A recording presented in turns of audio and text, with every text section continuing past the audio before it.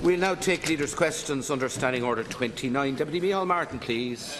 Thank you, Ceann Comhairle. Taoiseach, the story for people with disabilities continues to worsen year after year. Access to therapies is simply appalling. Respite care very poor.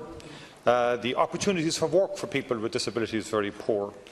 The assessment of need statutory rules being breached continuously, and much worse than that. I can go through a whole range of services for people with disabilities where they are very poor indeed.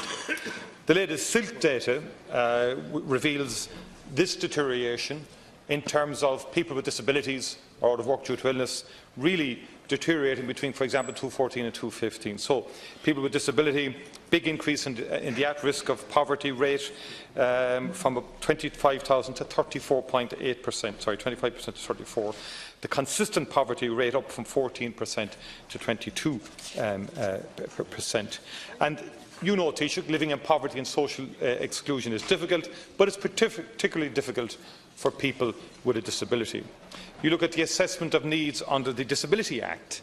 At the end of May of this year, there were nearly 4,120 children waiting longer than the 3-month statutory rule for assessment. Now, you know that delays in getting assessment means delays in interventions, and that compromises the future development potential of any child in terms of their well-being and their future lives. We've now got to the stage where families are launching an action against the state to compel the state to assess their children within the statutory guidelines. And we know also that in 2013 the government scrapped the mobility allowance and the motorised transport grant. There was an interdepartmental group established. You were Minister for Health, you probably had some knowledge of this.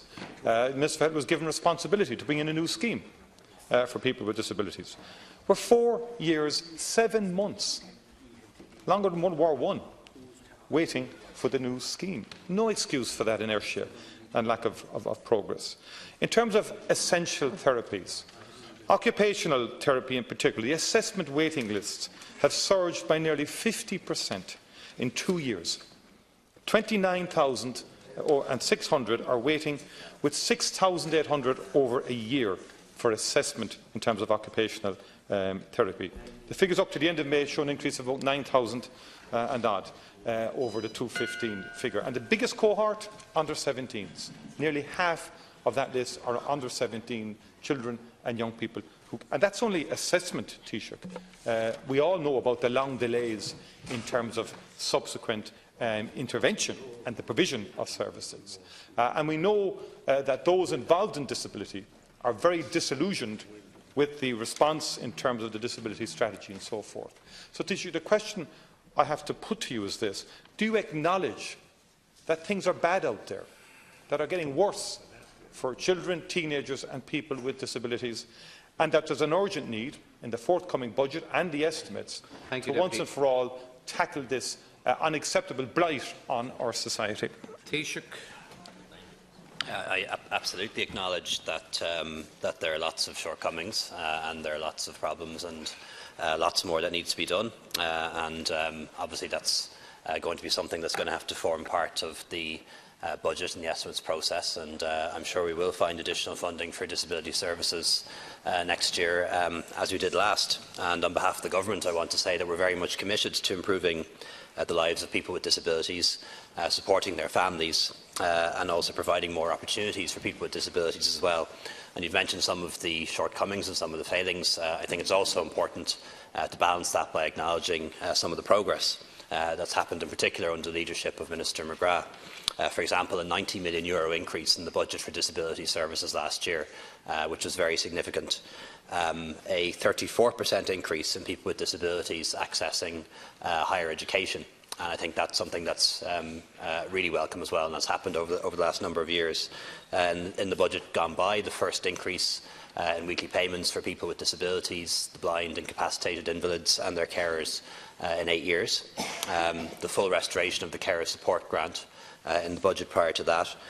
Real progress made on medical cards, which I think is hugely important. The fact that any child with a severe disability that requires their parents to provide domiciliary care for them is now entitled to a medical card by right. That provides an extra 10,000 medical cards for children with disabilities, and 40,000 are no longer subject to reviews, and I think that's been very much welcomed across the country. Other decisions include the fact that if somebody is on disability allowance and takes up work, they keep their free travel for 5 years. And also the end of the requirement that any work be rehabilitative. And of course, there are many other examples that I could mention. So I think it's important always to acknowledge progress that is happening, but also to acknowledge the fact that more progress needs to be made, that more needs to be done in this space. There will always be more work to be done. That's why we have governments. And of course, disability will be taken very seriously in the estimates process and in the budget and service plan for the year ahead. Taoiseach, I think it's a very disappointing complacency, almost a smugness in your response to issues of this kind. In that, and it's a standard practice now that and mantra that you'll just itemise from your point of view what you see as positives and so on, but don't deal with the hard questions that are asked. And anybody in this House, if you ask the basic question, in any county in this country, in terms of access to therapies for children and teenagers, and indeed older people, the answer would be that they're appalling. And the figures I outlined there, you didn't respond at all to the crisis in both access to assessment of need, as per the Disability Act, and in terms of actually getting proper services in OT, in speech, in physio, and much, much more. And it's not a good story, Taoiseach. And I think for the parents, we can give you case after case of parents, for example, a 4-year-old child, parents of a 4-year-old child, assessment in 2015 was referred. Assessed 14 months later. That is criminal. Thank you, Deputy. In terms of that child's potential development. Another child, 7 years of age, referral again in 2014, told no funding available for services. Parents are actually being told by the services to complain. Another child here, 6 years of age, age 2 when applied for diagnosis, aged 4 when diagnosed. And so on. A 9-year-old child again, similar situation, told no services available. So those parents really don't want to hear the Taoiseach reaming off statistics, or the Minister for Health, or the Minister for Disabilities. They're fed up at rhetoric, at the publication of a strategy, for example, which John Dolan has said has no targets in that strategy. But they're fed up of... So look, that's just cynical heckling and so on. I'm not worried about backing you or anything. I'm interested in the families who are just really at the end of their tether and who really want to get beyond rhetoric, beyond strategies, and they want real services on the ground for them.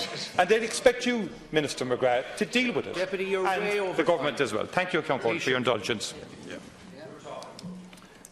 I can assure you, Deputy, that I'm just as interested in people with disabilities and their families as you are. I don't think any party in this House has a monopoly on compassion. I don't think any party in the House should claim to. I can assure you that everyone on these benches, Fine Gael and Independents, are doing our best to assist people with disabilities through our constituency work and through our work as ministers. And many of us have people with disabilities in their families. So I don't think in this House we should engage in some way in trying to make out that some party or some group has a monopoly on compassion, because it's just not true. And I don't accept either, Deputy, that my response is complacent. I'm just offering balance and accuracy. And if I can acknowledge that there are failings and that there are shortcomings, surely you should be big enough to acknowledge that there is actually some progress as well. And all of the things that I itemised are genuine progress and things that have really happened. And just to mention the kind of things that are being done in the budget this year, a €1.688 billion budget for social care, 8,400 residential places provided, 182,000 respite overnights, 1.4 million PA hours for people with disabilities, 2,400 of them, 24,800 day places, 41,000 day respite sessions, decongregation happening at pace, people being moved out of institutional settings, into community houses. Thank you, not Taoiseach. as many as we would like or as quickly as we would like, but certainly, this is order, please. This is genuine work going on. So I'm absolutely willing to accept that there are shortcomings, that there are failings, that more progress will be made. And I can guarantee you more progress will be made in years ahead. But it is disappointing that the opposition is unable to acknowledge any of the progress that has been made, and it is substantial. And I gave you some examples, and they're certainly not made up, and I'd encourage people to check them. Thank you, Taoiseach.